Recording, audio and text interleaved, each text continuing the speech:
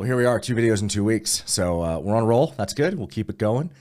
This week we have a junior software engineer, someone targeting that role, coming from an academic background and a bit of a nonprofit background. So that makes it an interesting candidate in that regard, targeting a big tech role, software developer role. And the leadership principle of the question asked is dive deep. And this is actually one of my favorite questions. We'll get into it when you see what the question is in a minute. But this is one of my favorite interview questions that I use when I'm actually interviewing candidates, because it's an extremely revealing questions for reasons that we'll get into. But with that as preamble, let's just jump right into it. And here we go with the candidate. My previous experience, my last, I guess two jobs ago, I ran the Kindle team for Amazon. I was responsible for all reading services at Amazon. And the original premise, this was before I got there, the original premise of the Kindle, and it remains to this day, is any book ever published, delivered wirelessly anywhere in the world in 60 seconds or less. That's the promise, right? Upon which the entire Kindle empire was built. So with that as a premise, right? I'm assuming you've read on a Kindle device on your phone in e-ink or whatever, so you understand that you're in a store and you're going through and you click, I want this book, you click buy, and magic happens, and within 60 seconds that book is now available for you to read on your device. Okay. From a code perspective, and when I say code perspective, I want you to think about how all this has to work, right? From the time I click buy to the time I see the book on my screen and I can read it. I want you to walk me through everything that needs to happen to make that a reality. And I will poke and ask kind of clarifying questions, but this is a discussion of a large system, and I'm not asking you to design it the way Amazon designed it. I'm asking you to walk me through what you believe, all of the things that need to happen or that you would do to solve that problem. If you're getting value out of these videos and you feel like you need more, that's great. I've got some links below that will help you out. If you don't want to work with me, totally get it. That's awesome. That's amazing. I would still love it if you'd like the video or perhaps subscribe to the channel. Certainly helps out with YouTube and gets more people access and views on my channel. And I'll be honest, the comments I got this week were welcome back. He's back. These are great. The best guy on the internet. All that make me feel great. But it also makes me feel guilty for not putting out more content and reaching more people. So if you could help out with that, that'd be great. This is one of my absolute favorite questions.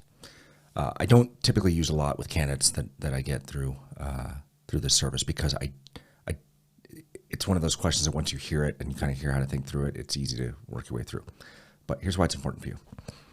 If you are interviewing for any job that requires any technical expertise, this type of question will expose your abilities. Now, this specific candidate had spent most of their career in kind of not-for-profit academic type environments and was trying to get a big tech junior developer role. And throughout this interview, we had struggled to kind of really assert that she had technical chops. She just wasn't landing some of her questions. And so I really wanted to force the issue and use this question. Here's why this question is critically important for product managers, program managers, and not just developers, or anybody interested in a role where technical know-how is important. How you solve this problem is not the important discussion. It's what level of detail do you go into as you walk through your solution. That is the most important thing that you need to take away from what is about to transpire, is at what level is your answer flying? When do you choose to get into the weeds versus not? And how complete and specific is your answer or not? Nobody, including myself, I can't say nobody, but I'm not asking you to design this how Amazon would design this. I'm asking you to design this how you would design it so that I can understand how you think about design. Make sense? Cool. I'm gonna make some assumptions, but I'm assuming that behind the buy button, there is some back-end infrastructure, some database, which needs to verify payment, needs to verify that I have an account, needs to basically make a connection after the purchase happens between the system and my Kindle device. And things that could impact these 60 seconds would be, all the lookup actions, maybe, of me as a customer, of my payment method, of my device, its IP address, its specs, how does the file needs to be delivered to my device. Am I going in the right direction? You are at a very high level, which is normal. It is a good thing that the candidate asked, am I going in the right direction? They were not. Especially when you're interviewing for a technical job. This was a software engineering role that this person was after. You really have to get into specifics.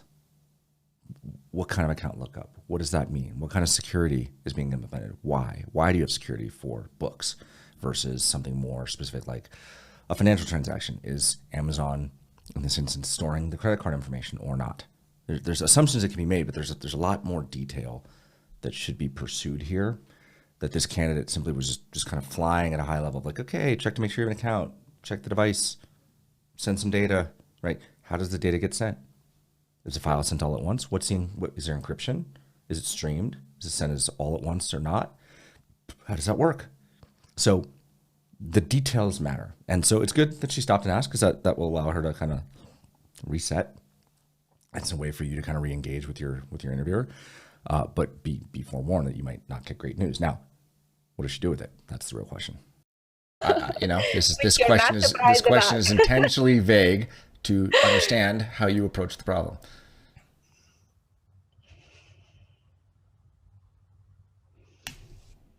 So then when we talk about the benchmark of 60 seconds, I think it has to do with the scalability of all these tasks that I'm talking about, right? So when I'm saying about looking up someone in the database, it has to do with the size of the database and how these actions need to happen so fast that the file eventually gets delivered within 60 seconds. So I think it has to do with infrastructure behind the product platform, cloud infrastructure. It has to do with the software that is implementing these search functions. A guaranteed no for interviews. Don't speak in uptones, and don't answer questions with sentences that sound like questions. That's just, it doesn't establish you as a strong candidate. It doesn't establish authority or credibility. It raises questions in the mind of the interviewer. And when you answer with that many questions, it's belying a certain level of certainty, right? And it's causing me, the interviewer, to not believe that you're capable, right? Because you're so unsure of yourself. Why should I be excited about you as a candidate? So again, despite asking, am I answering this well, and providing the right level of detail, and then being told, well, it's purposely vague and let's see where you go with it, she remains at a very high level. It's about the infrastructure and it's about the network. You're really not telling me anything. How is the communication even happening? Let's get really in the weeds. Is it Wi-Fi or is it cellular network? Or do you have to plug into a device, as the original Rocket e-reader had to do? Like, how does it work? Let's talk about it. But there's none of that here, which, as an interviewer talking to this person, all I'm thinking is, holy smokes, what's going to happen when we have hard technical problems that we need to go solve, right? So when you open up that surface area for doubt about your abilities, you're creating opportunities for me, the interviewer, to say, yeah, no, this is a pass. And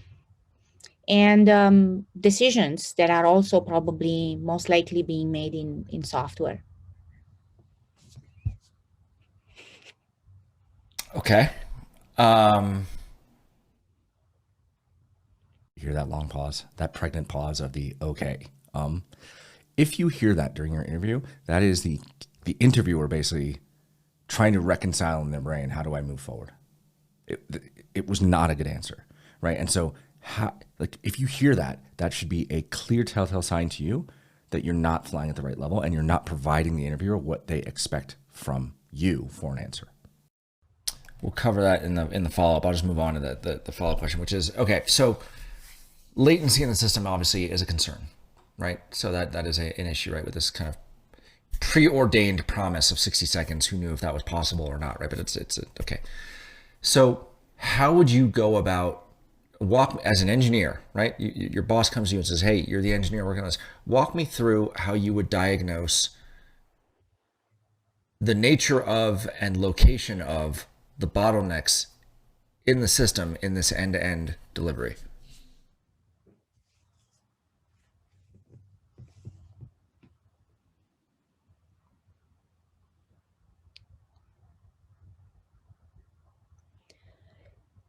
So I'm thinking of, Just as a quick like side hit note, if you're going to take a while to think before you answer, state that.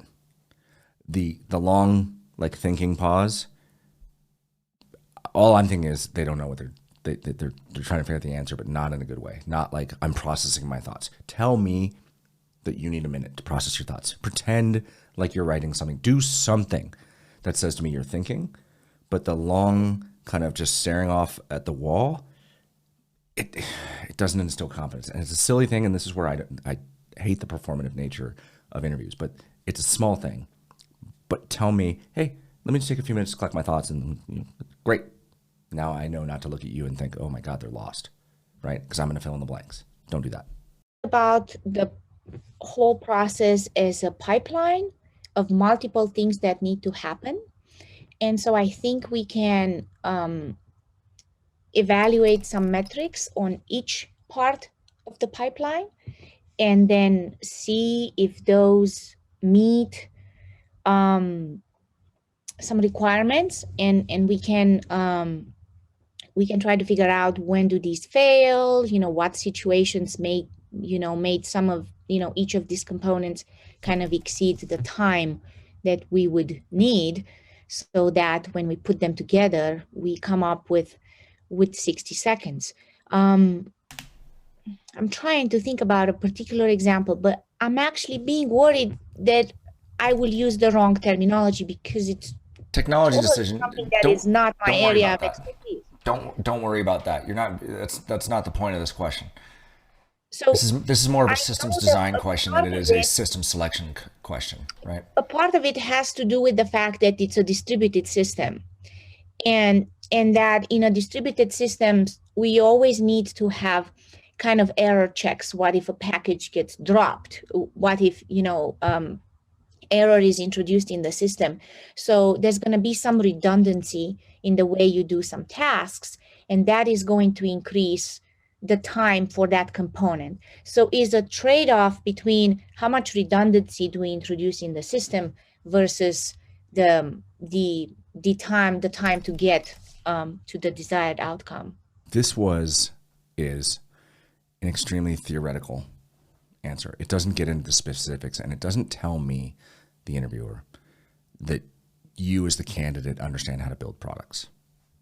Right? I mean, that's really what this comes down to. Like, you understand at a theoretical level how to build a distributed system. Cool. But what's going into it?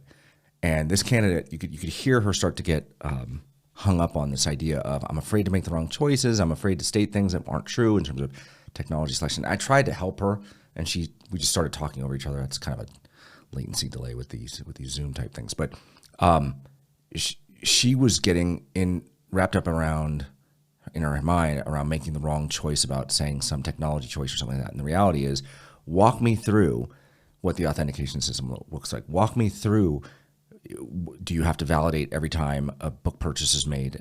Authenticate every time a book purchase is made or not? Walk me through how the file gets delivered. Walk me through how you're storing files at the edge of the network versus centralized or not, and why you would make that decision for deliverability. Walk me through whether or not you're doing file streaming so that the book is available to be read within 5 seconds, but it actually takes a little bit longer to download. And it doesn't matter because we process books in a serial nature and usually start at the beginning, right? So staying at this high level just doesn't work. Especially, it doesn't matter if you're a junior dev and you just, you're still light on experience. You gotta take a chance, and you gotta try working through some sort of an answer and not remain so high level and theoretical so as to sound almost, quite frankly, just as an academic and not as someone who's ever worked in any kind of a environment where you're shipping software and you have to deal with real customer problems. So if you think about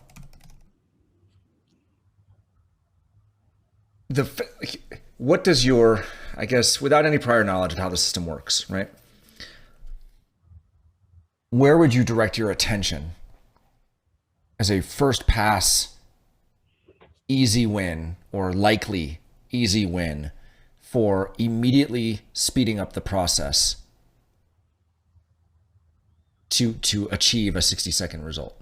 Like, without saying about where it was falling in the 60-second band, but there's a, where would you put your attention to identify likely largest gains that you could apply to speed up the process? Okay, so here's what I'm doing with that question. This is a me thing. Because this is stayed at such a high level from a discussion standpoint, what I'm really trying to get at is, can this person walk me through and understand how systems come together as an overall design? And if you were told to improve on performance, how would you tackle that problem, right? Because at this point, I haven't just defined where the performance bottlenecks are. I've merely defined an objective goal, which is delivery of a book in 60 seconds.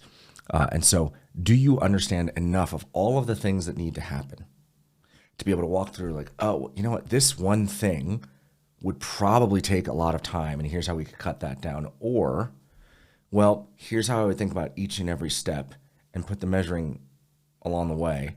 And can you give me specifics? Because if you have 100 things that you're trying to do in 60 seconds, wow, that gets to be really complicated. But if you're doing 4 things, well, now it gets a little bit easier. So I keep trying to feed this candidate questions that will hopefully prod her in the right direction. And I'm hoping that she will get there in terms of understanding that and giving a more technically sufficient and a little bit deeper answer. My intuition right now is to look at the times when we don't achieve 60 seconds and see if there is a pattern there, if that suggests that maybe a certain component in the pipeline is causing more trouble than the rest. And then I would focus on that. You would focus on the things that were taking the longest, or you would only focus on the things that were taking the longest in the failure cases? I would focus on the things that would take the longest in the failure cases.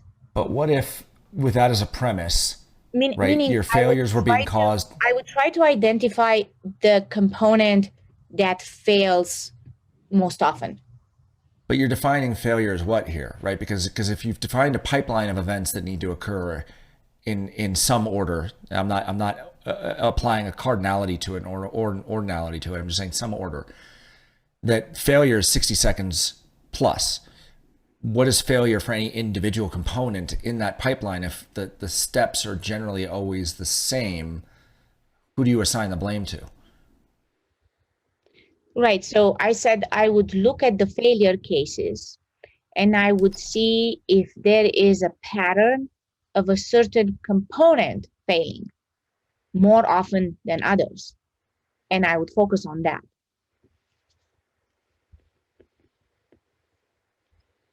So I guess I'm going to press for like just thinking about what would need to occur for all of us to have, right? You talked about auth, you talked about credit card, you talked about transmission over protocol, you talked about a bunch of things, right? Mm-hmm. Where like a manager is going to come to you and say, okay, great, but what are you going to go look at, right? It's like in a company, they're going to say, that all sounds great theory, but like, what is your gut telling you? Where are you going to go spend your time?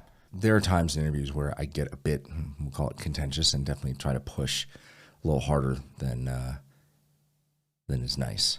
And in this case, I was getting a little bit of my frustration got there, and that's on me. And it's an area for me to improve, certainly when I'm doing these. And if you look at the video, I'm a lot younger than that video, so it's a couple of years old at this point. But the what I'm pressing for here is, can you walk me through how you're going to spend your time, right? Because it's not sufficient to say, oh, I'm only going to look at the cases where we broke through 60 seconds. She didn't do a good job of describing this, but if you kind of take it in abstract, what she was trying to say is anytime we go over 60 seconds, I'm going to look at all of those cases and then try to figure out if anything stands out. The problem here is that, again, as I'm trying to lay out, is that there's a set number of things. Now, I actually state incorrectly that there's, call it, N things that need to happen in order, but there might be branches and conditionals that happen that cause that to grow and not. And so in some ways, her answer is kind of right, but not really, because if you don't understand the system components and you can't look at it and say objectively, oh, it turns out that when we do auth every time, just as an example, we do auth at the front end of this process every time, and auth takes 9 seconds. 9 of 60 is a large percentage, right? So what can we do about that? Do we really need to authenticate every time? Well, if someone's in control of the device and they're trying to do something that will cause a credit card transaction, You could make the case you should probably always authenticate, but the reality is because the book goes from from Amazon to the Kindle device, and it can be revoked at any time, and the purchase can be canceled at any time. These are all things that can be unwound. A person reports a device stolen. Hey, my device was stolen. Oh, did you not buy these 3 books? No, I didn't buy those 3 books. It's like that's just a risk mitigation strategy. And so that 9 seconds immediately comes off the board because you have to assume if someone holding the device is the owner of the device, or there could be authentication built into the device on the device before the actual 60 seconds happens, which is when you get in the buy flow, before you can click buy, we have somehow authenticated that you've got the ability to make the purchase. There's any number of things you could do. But if you don't understand what the principal components are of the entire system, it becomes a very, again, theoretical discussion around what am I going to go work on? What am I going to think about? And also in this case, she's waiting for the point at which they bust through 60 seconds. Okay, but it could be a year before we bust through 60 seconds, and then all hell breaks loose, and then you can't fix it at all because who knows why, right? Versus, oh, we deeply understood this, and here are the areas where we could peel back. Now, I know what I ask as a follow-up here. You'll see how I push and prod to kind of get the person to at least think broadly and stake a claim to something. But at this point in the interview, it's like pulling teeth, and it's really hard because it's just too high level, too theoretical, and just not getting into specifics at all. Or how can you think creatively to remove steps that don't need to be there at that time?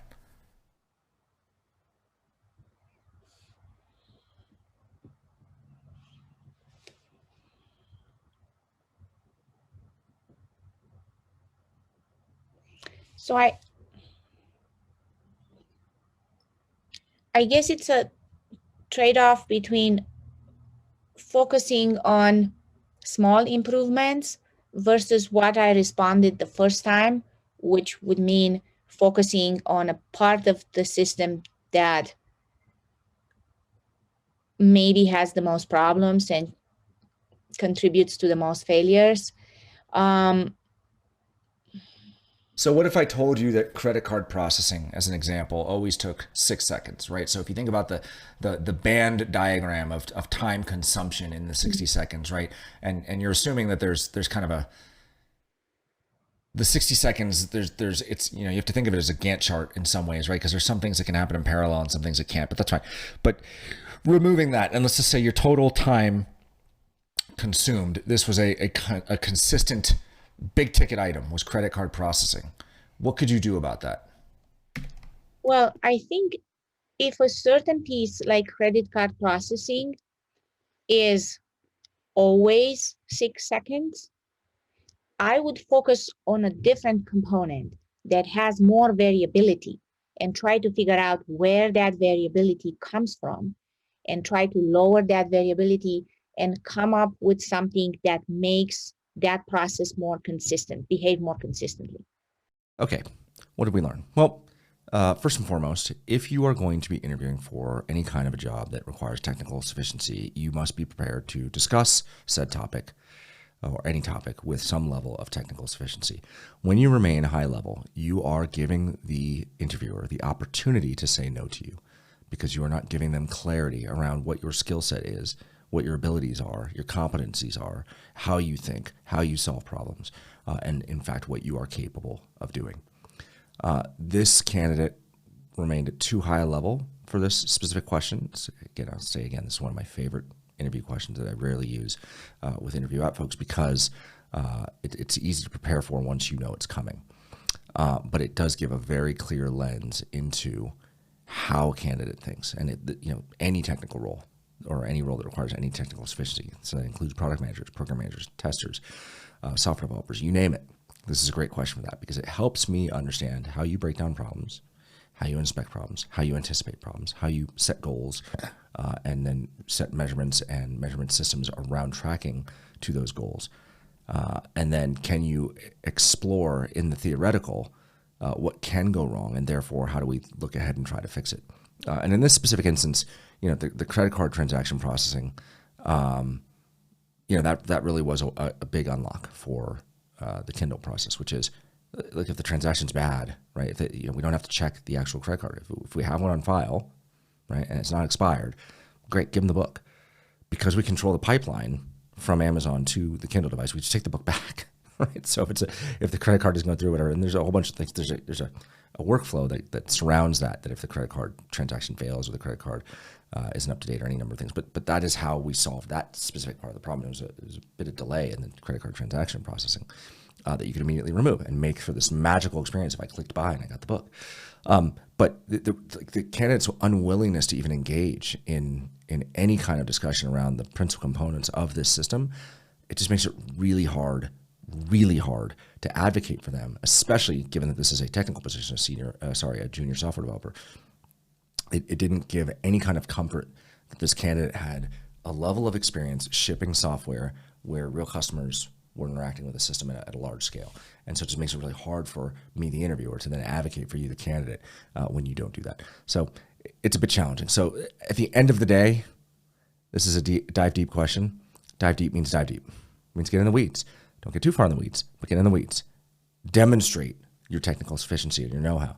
And don't be afraid to show that you can think through complex problems, even when the answer isn't clear. And I stated multiple times, don't try to design this how Amazon has designed it. Just walk me through how you think about it. Because again, your number one job in the interview is convincing me that you can do this job at this company and likely exceed expectations. That's it. That's all you have to do. If you do that, I can advocate for you. If you don't, it's going to be a no. And that's always tough to hear.